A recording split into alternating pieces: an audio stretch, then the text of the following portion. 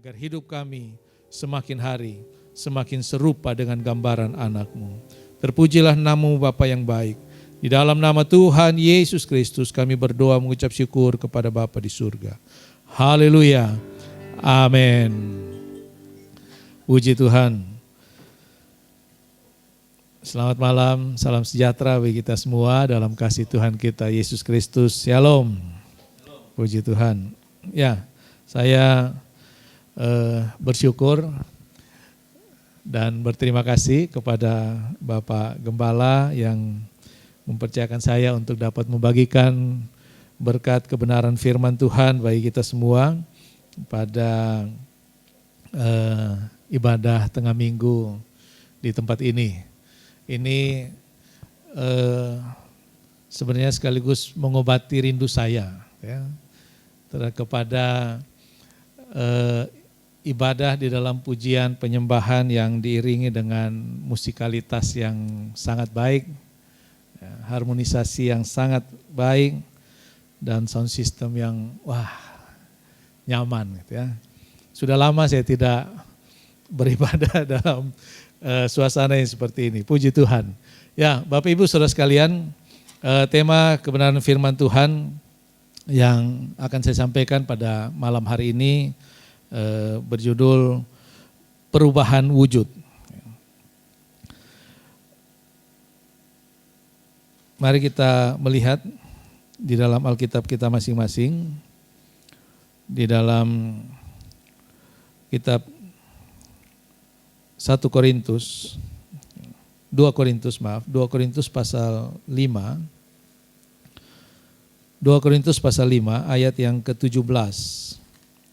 Sebuah ayat yang saya percaya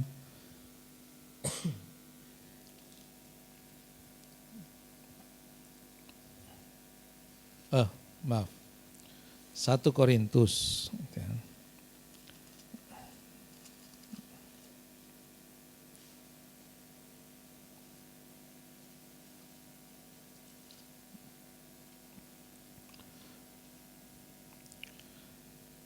Sorry, ini saya tadi salah bukan. 2 Korintus pasal 5 ayat 17, benar. 2 Korintus pasal 5 ayat 17. Karena cuma satu ayat, mari kita membacanya bersama-sama dalam hitungan yang ketiga. 2, 3. Jadi siapa yang ada di dalam Kristus, ia adalah ciptaan baru. Yang lama sudah berlalu, sesungguhnya yang baru sudah datang. Puji Tuhan. Ini ayat yang sangat kita kenal, yang sudah biasa kita baca, berkali-kali kita mendengar khotbah tentang ayat ini mungkin. Bahwa di dalam Kristus setiap kita adalah ciptaan yang baru. Kita semua adalah ciptaan yang baru. Tandanya apa?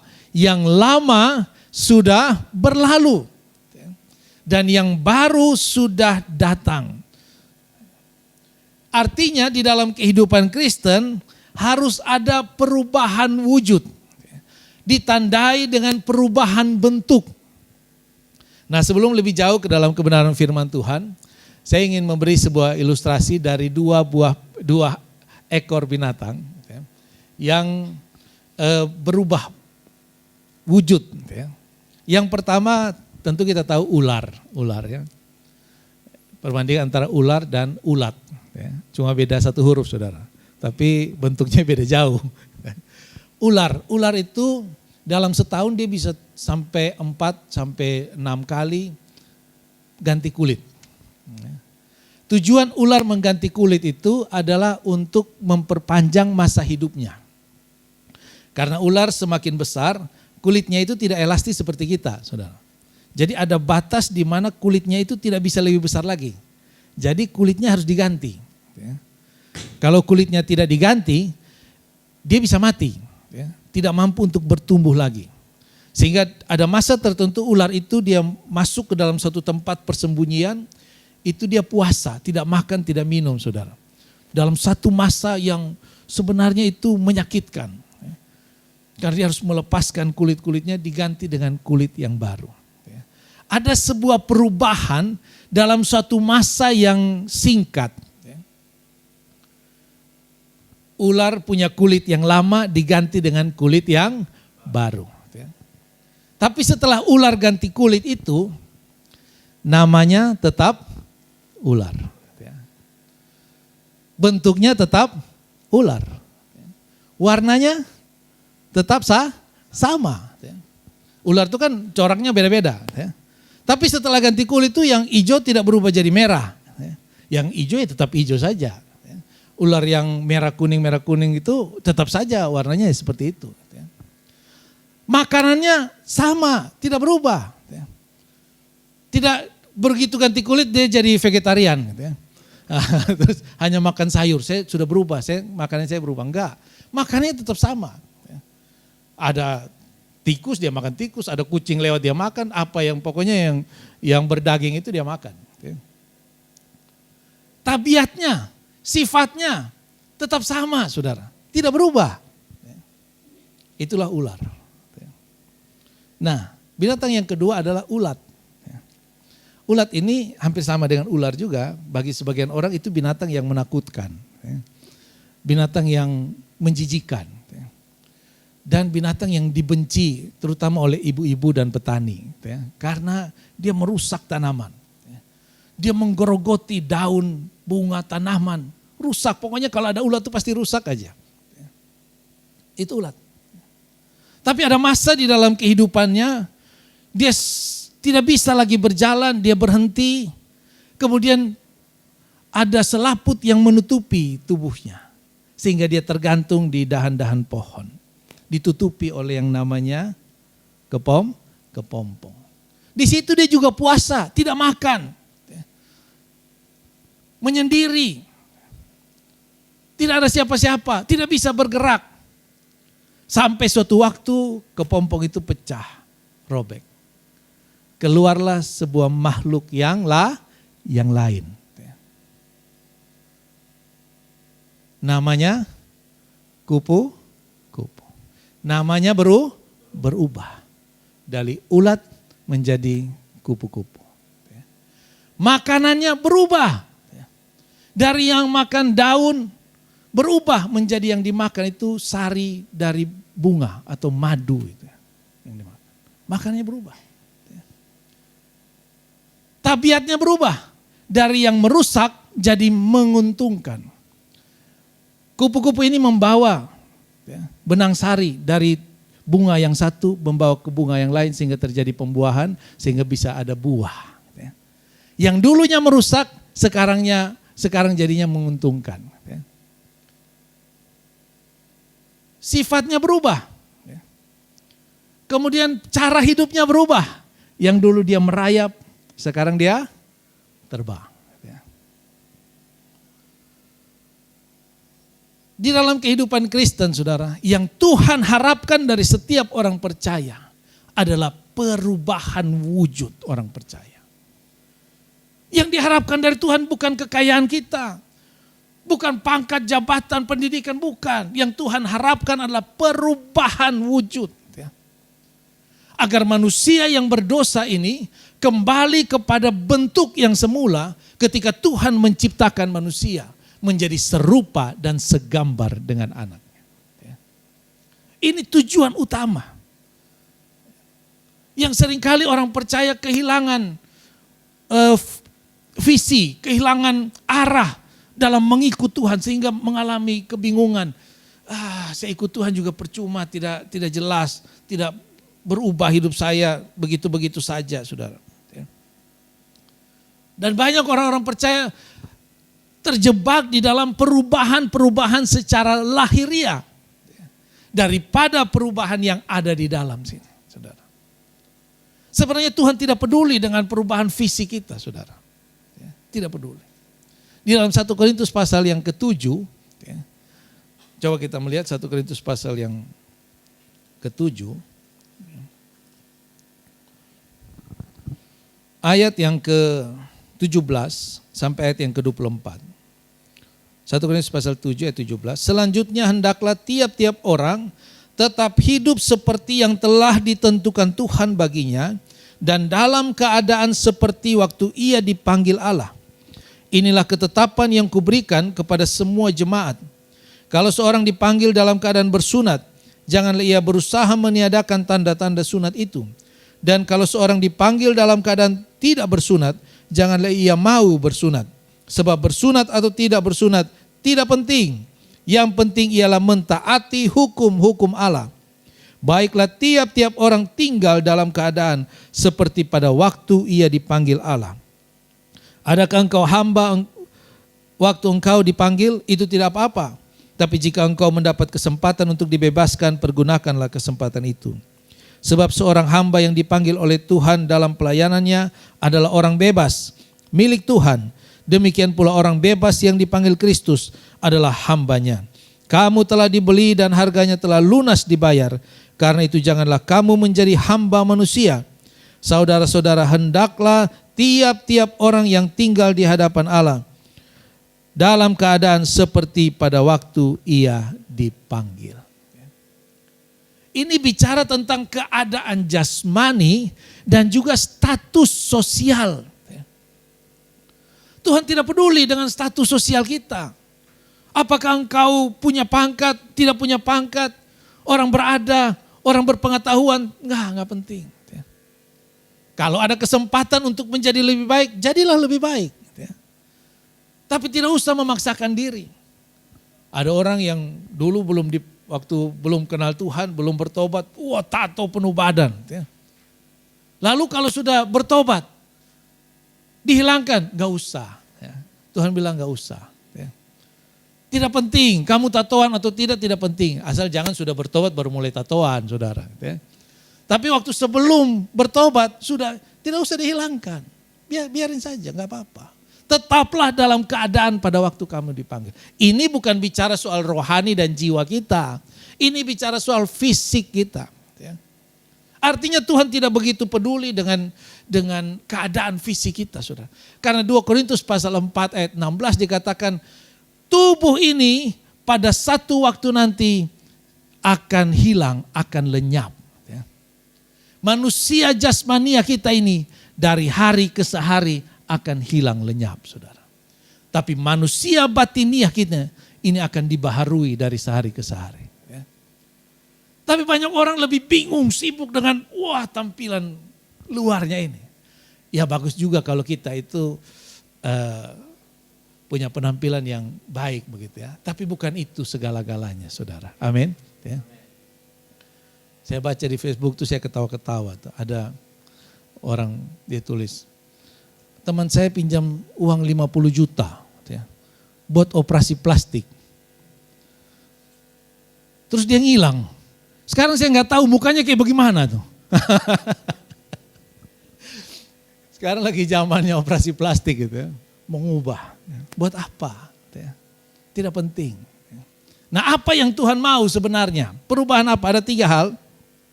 Yang pertama adalah perubahan roh kita ini. Perubahan roh kita. Injil Yohanes pasal 3.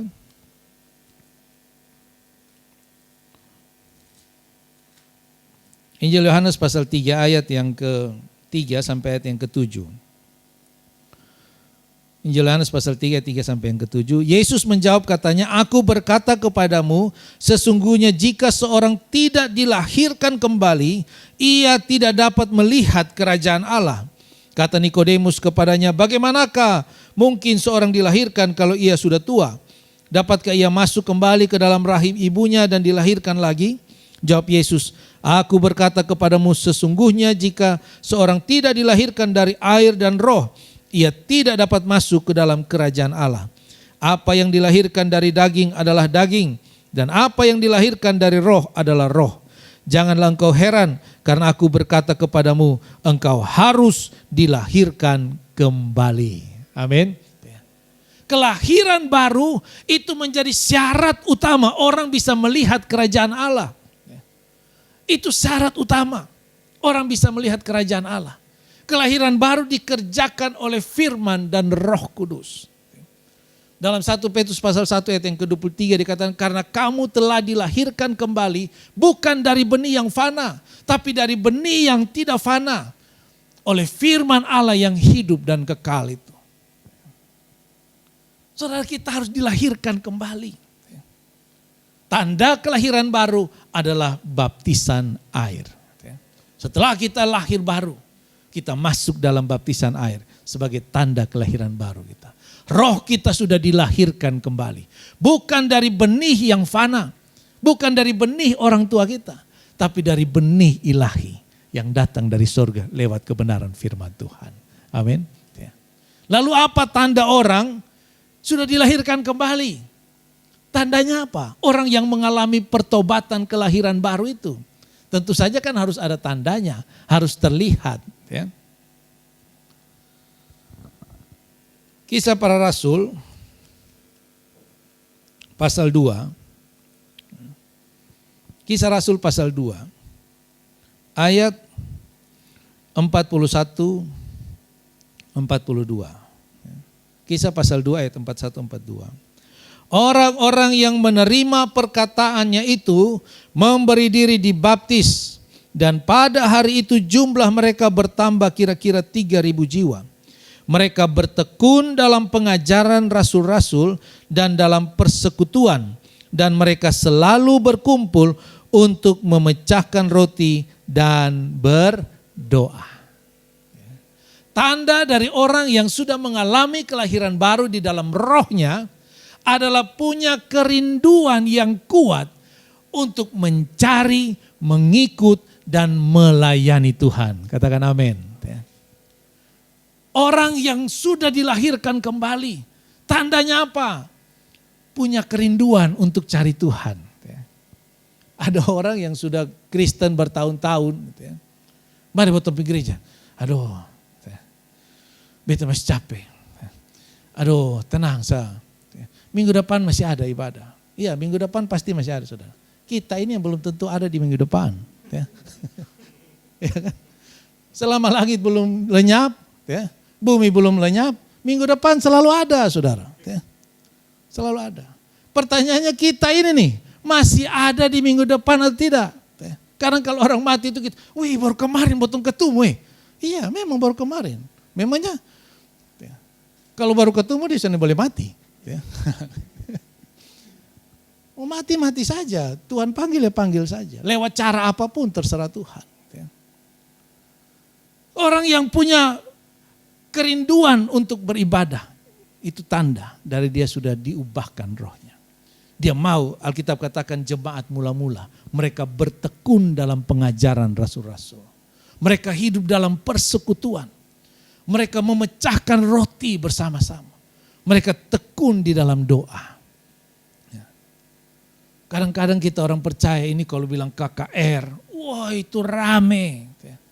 Tapi kalau ibadah tengah-tengah minggu begini, ibadah doa, gampang nanti sah. Bapak mas sudah? Sudah lu sapi. Beta titip kolekte.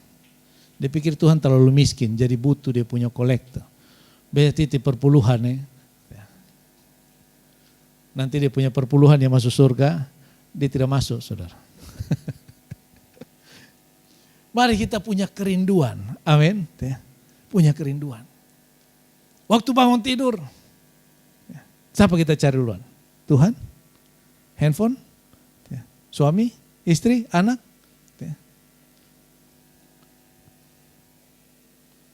Harus terlihat. Perubahan itu bukan cuma di dalam. Bukan cuma di dalam. Ada orang bilang, dong saya tahu, beta ini terlalu baik. Beta ini terlalu suka memberi. Hanya dong saya tahu sah. Alkitab bilang, hendaklah kebaikan hatimu diketahui semua orang. Bukan kita mau pamer kebaikan, tidak. Tapi harusnya terlihat. Terlihat. Ada perubahan itu terlihat. Jangan sampai kita ikut Tuhan dari dulu, dari kecil, dari sekolah minggu, remaja, sampai orang tua. Begitu saja. Suruh berdoa, jangan beta. Kalau semua tunjuk berdoa, sugaru kepala dari atas sampai di bawah bingung. Mau memulai dari mana nih? Suruh bersaksi bingung, aduh, mau ngomong apa ya? Mari saudara, ada perubahan dalam kehidupan kita. roh kita harus dibaharui. Yang kedua, perubahan jiwa kita. Perubahan pikiran kita. Perubahan karakter kita ini. Tadi ular itu berubah, ganti kulit, tapi karakternya tidak berubah gitu. Tuhan bilang ular punya liciknya ular itu tidak berubah. Ya tetap saja dia licik. Tidak berubah. Nah kita ini harus ada perubahan karakter. Perubahan perilaku didasarkan dari perubahan mindset kita ini. Roma pasal 12. Tentu sebuah ayat yang juga sudah sangat kita kenal. Roma pasal 12 ayat yang kedua. Janganlah kamu menjadi serupa dengan dunia ini, tetapi berubahlah oleh pembaharuan budimu, sehingga kamu dapat membedakan manakah kehendak Allah, apa yang baik, yang berkenan kepada Allah, dan yang sempurna. Banyak orang tidak bisa membedakan kehendak Allah. Bingung kehendak Allah ini yang mana? Bagaimana saya bisa tahu kehendak Allah? Caranya bagaimana? Berubahlah di dalam pikiran kita ini. Budi kita ini. Jiwa kita ini. Di dalam jiwa ada pikiran, ada perasaan, ada kehendak kita. Itu yang harus berubah. Apa tandanya? Orang yang mengalami perubahan jiwa itu, dia punya kehendak yang lebih rohani. Dia punya keinginan-keinginan yang lebih rohani. Punya niat-niat yang lebih rohani. Punya tujuan-tujuan, visi-visi yang lebih rohani. Itu tanda dari orang yang sudah diubahkan pikirannya, jiwanya. Kalau di dalam pikiran ini masih hal-hal yang jahat, hal-hal yang duniawi, hal-hal yang hanya mengutamakan ego kita sendiri, sesungguhnya kita belum diubahkan, saudara. Belum ada yang berubah. Jangan sampai kita sudah bertahun-tahun ikut Tuhan, tapi niat hati kita masih hal-hal yang duniawi. Tujuan-tujuan kita, harapan-harapan kita masih hal-hal yang duniawi. Mari kita berubah kepada tujuan-tujuan yang lebih rohani. Ada perubahan perilaku. Ada perubahan perilaku. Ada contohnya di dalam Injil Lukas pasal 19. Injil Lukas pasal 19.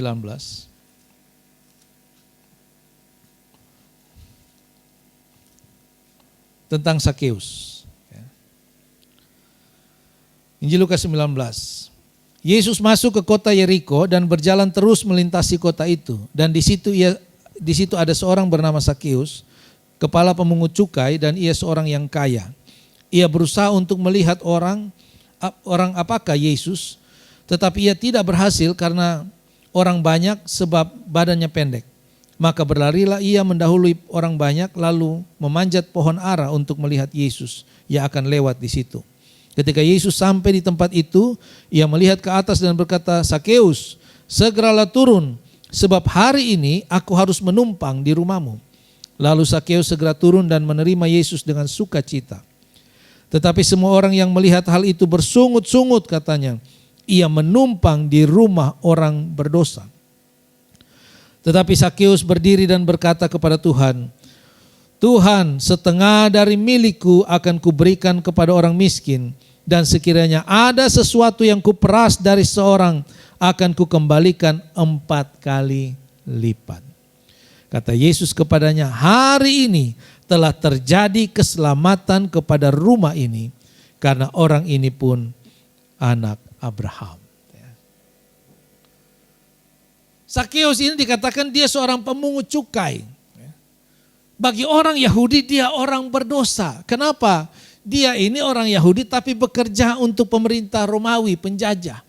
Mengambil pajak dari orang Yahudi sebangsanya, memberikan kepada orang Romawi penjajah. Dan waktu ambil pajak, ya pajak yang 10% dia minta 20%.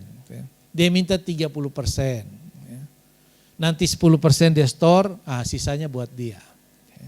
Tidak heran dia kaya. Tapi dia dibenci oleh bangsanya sendiri.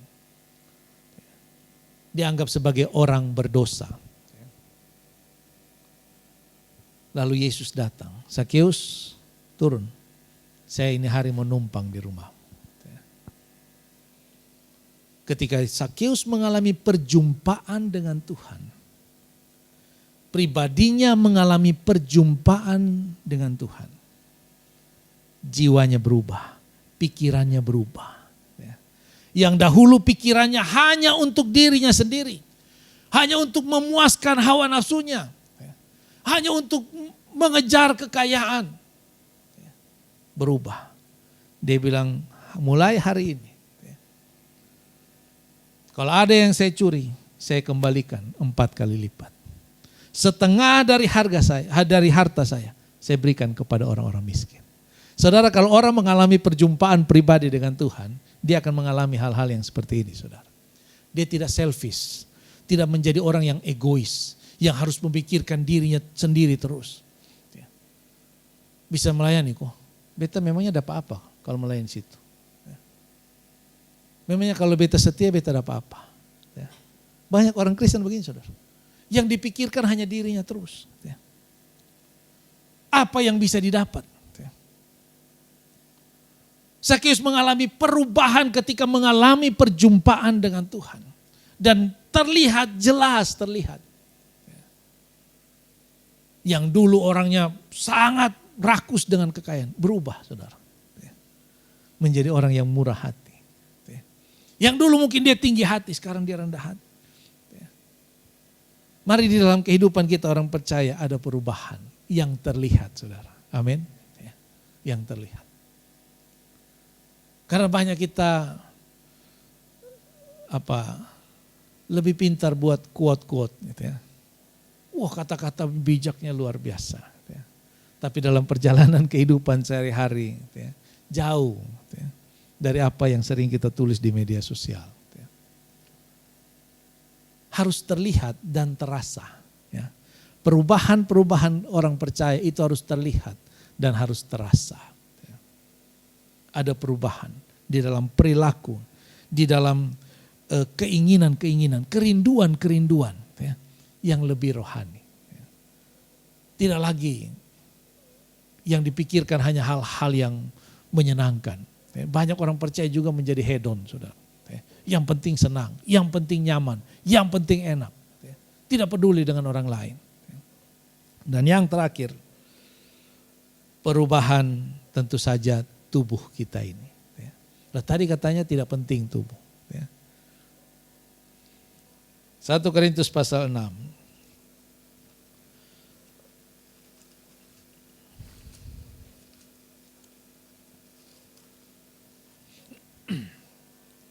Ayat 19, ayat 20.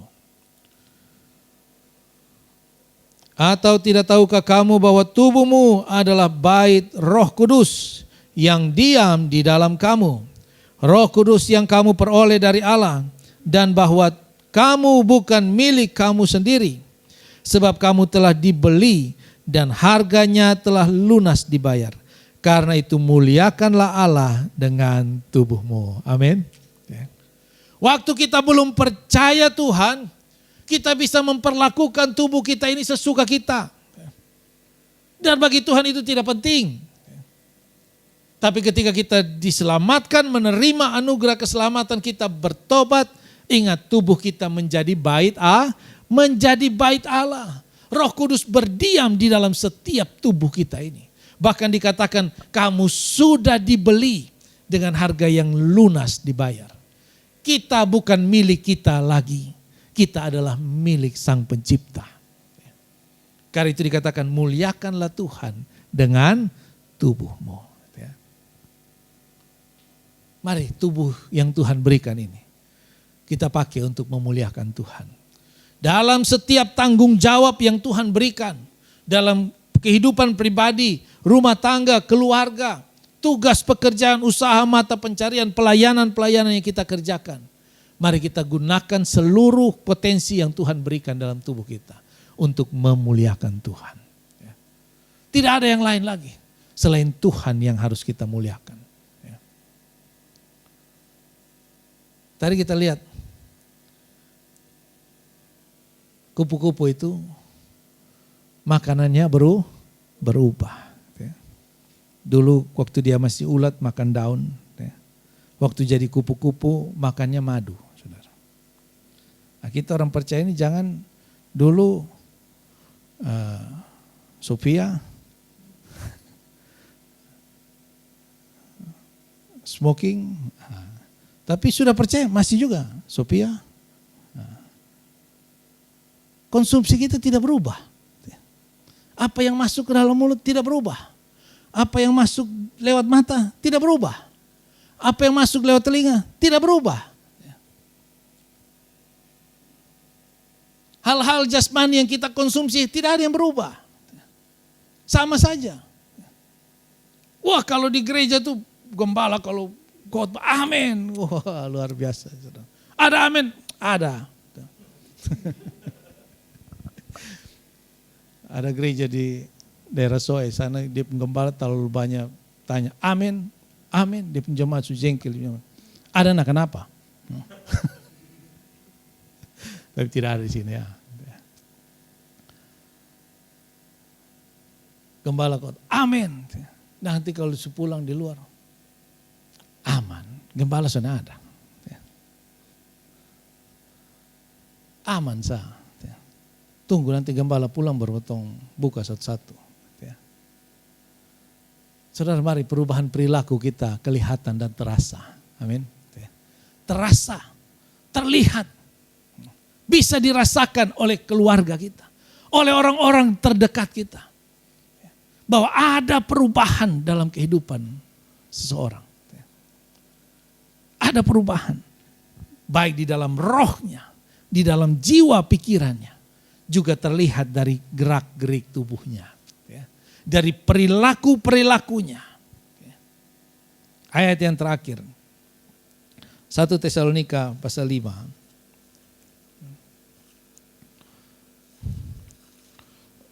1 Tesalonika pasal 5. Ayat yang ke-23. Mari kita membaca ayat ini bersama-sama. 1 Tesalonika pasal 5 ayat 23. 2-3. Semoga Allah damai sejahtera menguduskan kamu seluruhnya, dan semoga roh, jiwa, dan tubuhmu terpelihara sempurna dengan tak bercacat pada kedatangan Yesus Kristus Tuhan kita. Amin. Alkitab katakan semoga damai sejahtera Allah menguduskan. Menguduskan seluruhnya, bukan setengah-setengah. Seluruhnya dikuduskan dan terpelihara sempurna mulai dari roh kita. Saudara, pekerjaan firman Tuhan, pekerjaan Tuhan di dalam kehidupan manusia selalu dimulai dari dalam, bukan dari luar, saudara. Kalau pekerjaan manusia, pekerjaan dunia itu dari luar, yang dirubah pertama dari tampilan luar. Makanya ada istilah pencitraan itu, nah itu citra dirinya dirubah, gambar luarnya. Kalau Tuhan dimulai dari roh. Kalau roh berubah, jiwa berubah. Jiwa berubah, otomatis tubuh kita ini berubah. Pikiran, perkataan, perbuatan kita berubah. Menjadi sejalan dengan kebenaran firman Tuhan. Inilah yang Tuhan harapkan dari kehidupan setiap orang percaya. Agar hari demi hari kehidupan kita semakin hari semakin dibaharui. Sehingga kehidupan kita semakin menyenangkan hati Tuhan. Memuliakan hati Tuhan. Puji Tuhan, demikianlah firman Tuhan, kiranya memberkati kita semua. Saya kembalikan kepada Bapak Gembala.